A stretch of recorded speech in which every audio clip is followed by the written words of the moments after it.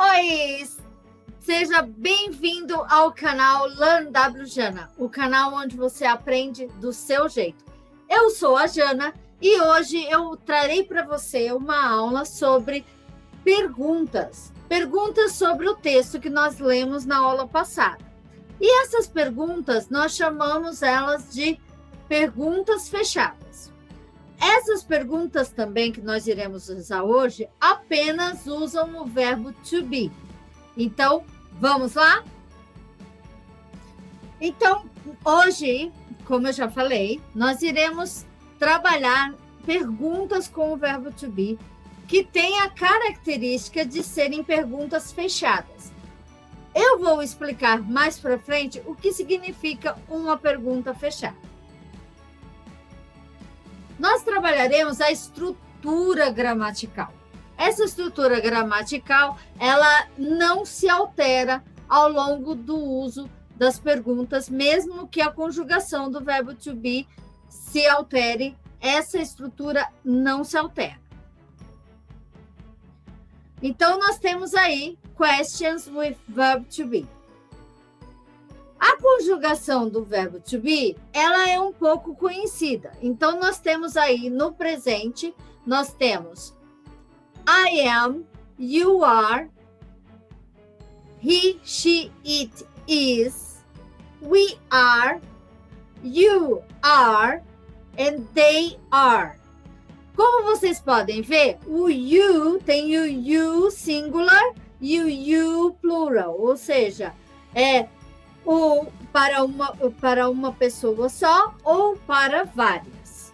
E aí nós temos, logo do lado, nós temos a conjugação do verbo to be no simple past. Então, nós temos I was, you were, he, she, it was, we were, you were, and they were. A conjugação do verbo to be no passado, ela é muito simples, porque apenas para o I, he, she, it, ele muda, que seria o was. Para os demais, todos os outros pronomes, o verbo to be é o were. Gente, verbo to be não é junto o pronome com o verbo. Verbo to be é só o verbo. Então, é was, were, were. Então, você precisa ter esse discernimento. Eu já vi alguns alunos meus, e talvez essa seja a confusão de alguém que esteja começando a aprender inglês, que ele acha que o verbo to be é composto do pronome junto com o verbo, e não é. É apenas o verbo é verbo e o pronome é um pronome. Então, eles têm funções diferentes. E aí, nós temos aqui, né, mais um pouquinho do afirmativo, negativo e do interrogativo do verbo to be no passado, tá? Então, no afirmativo, ele vai ficar nessa ordem. I was, you were, he, she, it was, we, you, they were. No negativo, nós apenas acrescentamos o not. Aí, na imagem, está abreviado, porque nós unimos a conjugação verbal com a palavra not e fica I wasn't, ou I was not, you weren't, or you were not, he, she, it wasn't, or he, she, it was not, we, you, they were, and ou então weren't, ou então we, you, they were not. Já no interrogativo, que é o que nós iremos usar hoje, nós temos aí a inversão do verbo com o pronome. Eles vão mudar apenas de lugar. Então, quando você faz uma pergunta, com o verbo to be, ele vai vir primeiro. E depois vem o pronome e depois o resto da pergunta, como nós iremos ver daqui a pouquinho. A maioria das pessoas acham que é mais complicado do que isso. Mas eu preciso lembrar você que se você sabe falar a frase afirmativa ou negativa, você sabe fazer pergunta. E se você sabe fazer pergunta, você sabe responder. Então, eles são interligados. Então, vamos para os exemplos? O primeiro exemplo que nós temos aí, sobre Luke 5, que nós estamos usando como referência para essas aulas, é Were people eating? Were people eating? Eles estão perguntando assim, as pessoas estavam comendo? Então, aí, como vocês podem ver, nós temos o verbo to be aqui na frente. Were. Were. Por que o were? Porque a palavra people pode ser substituída pelo pronome they. Então, essa é a diferença, tá? Então, você tem aí o pronome they no lugar do people, se você precisar. Vamos lá para a próxima. Was the sick man on a bed? Was the sick man on a bed? O homem doente estava numa cama? Porque a palavra sick significa doente. Man significa homem. E bed significa cama. Então, was the sick man on a bed? Estava o homem numa cama? Como vocês podem ver aqui, você tem o was. Por que o was? Porque eu posso substituir o homem pelo he. Então, he, she, it, was. Nós temos também was Jesus teaching? Was Jesus teaching? Was Jesus teaching? Jesus estava ensinando? Jesus estava ensinando? Essa é uma das perguntas que você pode fazer usando o verbo to be, tá? Mais uma vez, você pode ver que Jesus, homem, vai para he, por isso que é o was.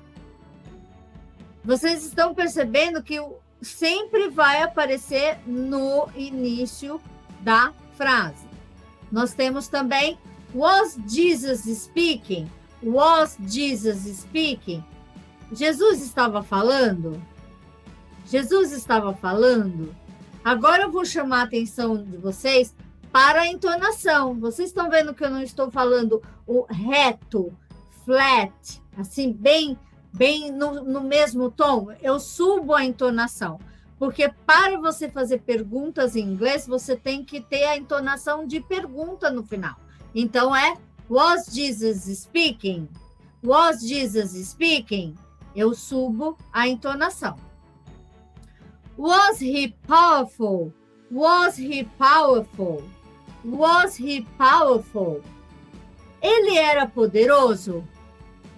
E aí, vocês me respondam. Qual seria a resposta para essa pergunta? Nós já estamos indo para vocês descobrirem o que é uma pergunta fechada. Nós temos também essa pergunta aqui, ó. Were some teachers sitting by him? Were some teachers sitting by him? O que ele quis perguntar assim, tá? Estavam alguns professores sentados próximo a ele?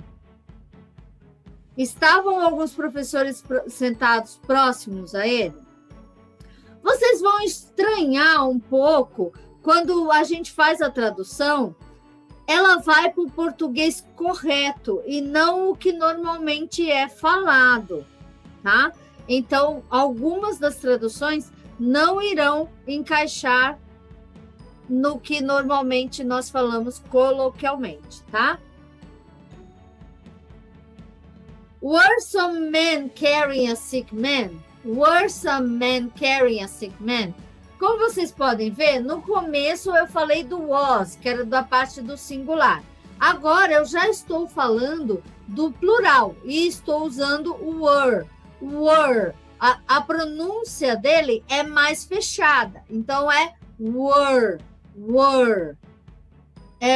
Were some men carrying a sick man? Estavam alguns homens carregando um homem doente? Então, essa é a tradução da pergunta. Nós temos também, were they taking him to Jesus? Were they taking him to Jesus? Estavam levando ele para Jesus? Estavam eles levando ele para Jesus? Olha a entonação. Novamente, plural, verbo to be, e no começo da pergunta. Vocês podem ver que é pura e simplesmente o verbo to be sendo usado. Não tem auxiliares, não tem ajuda de nenhuma outra forma. Apenas o posicionamento do verbo to be muda na pergunta. Então, was the sick man able to move his body? Was the sick man able to move his body? O homem era capaz de mexer o seu corpo? O homem era capaz de mexer o seu corpo? Não vai encaixar na tradução literal desta pergunta se você colocar no Google Tradutor, por exemplo. Então, eu aconselho você a interpretar a pergunta e não traduzi-la ao pé da letra. Was there a way to take him into the house? Was there a way to take him into the house? Aí você já está vendo essa estrutura do Simple Past junto com o there is, there are, né? O there is, there are, ele é usado no sentido de existência. Então, no caso do passado, seria there was ou the were. E aí, na hora da pergunta, você troca a posição. Então, fica was there a way to take him into the house? Havia alguma maneira de levá-lo para dentro da casa? Essa seria a tradução, que, novamente, se você traduzir literalmente, não vai encaixar. Was there a hole made in the roof? Was there a hole made in the roof? Was there a hole made in the roof? Né? Existia ou havia um buraco feito no telhado? Havia um buraco no telhado? Essa seria a forma como nós perguntaríamos em português correto, né? Porque normalmente a gente fala tinha, né? Então, havia, é de existir. Was Jesus happy to see their faith? Was Jesus happy to see their faith? Estava Jesus feliz por ver a fé deles? Estava Jesus feliz por ver ou para ver? Por ver seria o português correto, tá? Mas se você for traduzir o to, ele vai normalmente nos dicionários estar como para. Então, estava Jesus feliz por ver a fé deles? E aí nós temos todas essas perguntas sendo respondidas com yes ou no. Yes ou no. Esse é o começo de todas essas perguntas que eu fiz hoje.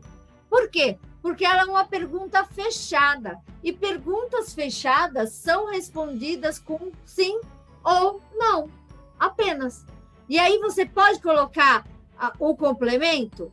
Pode, por exemplo, yes, Jesus was happy to see their faith. No, Jesus wasn't happy to see their faith. Só que, dentro de um contexto, normalmente a gente sabe que apenas o yes e o no vai resolver o problema.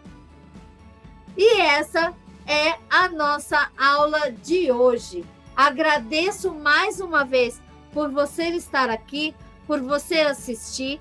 Recomendo você, se você assistiu essa aula logo sem assistir nenhuma outra anterior, para que ela faça mais sentido para você, você precisa assistir desde a primeira. Então, eu recomendo que você volte lá e assista novamente. E por que não assistir várias vezes essa aula, recomendar para os seus colegas? Se você quer saber quando eu vou subir a próxima aula, registra aqui, né? Coloca o sininho e vamos divulgar para os amigos, principalmente os amigos que dividem conosco a fé em Jesus. Então, que Deus os abençoe e até o próximo.